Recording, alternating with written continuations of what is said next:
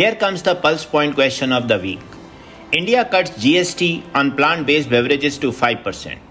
The GST Council has slashed tax on plant-based beverages and meat alternatives from up to 18% to 5%, aligning them with nutritionally dense dairy beverages and other animal-based products.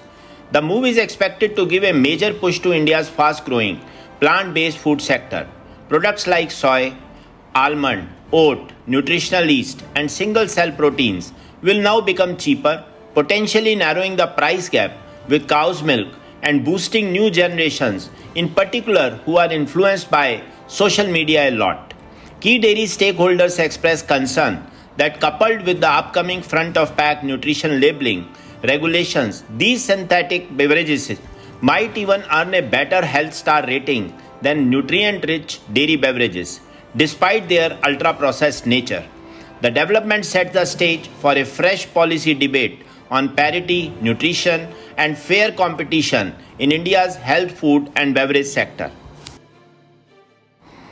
Uttar Pradesh government has unveiled a bold, investor-friendly roadmap aimed at transforming the dairy industry, currently producing 1,062 lakh litres per day, accounting for 16% of India's milk output. The state plans to triple production, create over 1 crore rural jobs, and emerge as a major global dairy exporter by 2047. Central to this strategy are significant GST reforms. UHT milk and packaged paneer are now GST-free, while butter, ghee, cheese, and ice cream enjoy reduced GST rates of 5%, making dairy more affordable and processing more profitable. The government is supporting this push with tax exemptions, grants, and streamlined investment facilitation. These efforts align with the wider Viksit UP at 2047 vision aimed at transforming the state into a $1 trillion economy.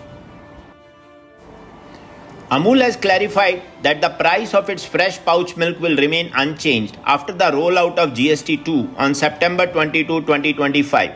The company explained that pouch milk has always attracted 0% GST, leaving no tax relief to pass on. Only UHT milk will see a price benefit, as its GST rate is being reduced from 5% to nil under the revised framework. Amul's managing director Jayan Mehta dismissed media reports suggesting a rupee 3 to 4 reduction in pouch milk prices as incorrect. The clarification highlights that tax changes do not always mean cost savings across product lines. It also stresses the need for companies to communicate clearly to prevent unrealistic consumer expectations. Rabobank's latest Global Dairy Top 20 report shows modest but stable growth for the sector, with combined turnover of the top players rising 0.6% in 2024 and projected to grow 0.5% in 2025. Competitive dynamics are shifting, with 8 companies changing ranks, driven by evolving consumer preferences and efficiency gains. Major transformations are expected in 2026, with a wave of mergers and acquisitions. Friesland Campina merging with Milkobel, Arla Foods consolidating with DMK, Yoplait integrating with Lactalis and Sodial, and Unilever divesting its ice cream business, potentially opening the door for Magnum and Swiss giant Emmy to enter the top 20. Amul secured the 11th spot with a projected turnover of $11 billion. In a significant stride towards Atmanirbhar Bharat, the National Dairy Development Board (NDDB) has commenced the supply of indigenous starter cultures to major cooperative brands such as Amul, Banas Dairy, and Mother Dairy. This move supports domestic fermentation process essential for products like dahi and mishti doi, reducing reliance on imported cultures.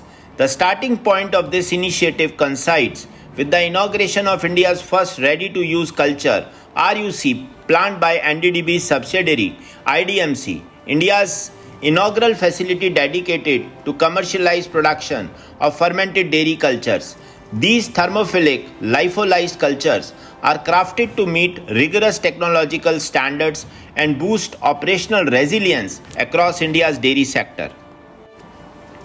As per Rabobank Q3 2025 report, farm dairy product prices have lifted farm gate prices sharply, up 27% year-on-year in New Zealand and 18% in Europe, while well-supplied feed markets have kept input costs contained. This is supporting strong farm gate margins and increased milk production led by the US and New Zealand. Milk output across the big 7 exporters is expected to peak in second half of 2025, with annual supply projected to grow 1.6% in 2025 and 0.6% in 2026, adding 7.1 million metric ton over 2 years. Growth will moderate in 2026 due to tough comparables. The US is seeing production gains from herd expansion, while South America benefits from weak comparables. Europe's recovery remains mixed, though growth is led by Ireland and Poland. Oceania's spring flush is approaching, with New Zealand poised for a strong peak despite Australia's smaller herd. Demand remains sluggish, weighed down by weak consumer confidence and soft food service footfall. ਸਤਿ ਸ਼੍ਰੀ ਅਕਾਲ mummy ਜੀ। ਜਿਉਂਦੇ ਰਹੋ ਪੁੱਤ, ਪਿੰਡੋਂ ਆਇਆ ਪੁੱਤ, ਇਹਨੂੰ ਕਹਿੰਦੇ ਆ ਅਸਲੀ ਦੁੱਧ। ਮਲਾਈ ਵੇਖ ਕੇ ਮੈਂ ਹਾਕਾ ਮਾਰਦੀ, ਚਾਹ, ਦਹੀਂ, ਘਿਓ, ਮੱਖਣ ਜੋ ਮਰਜ਼ੀ ਬਣਾ।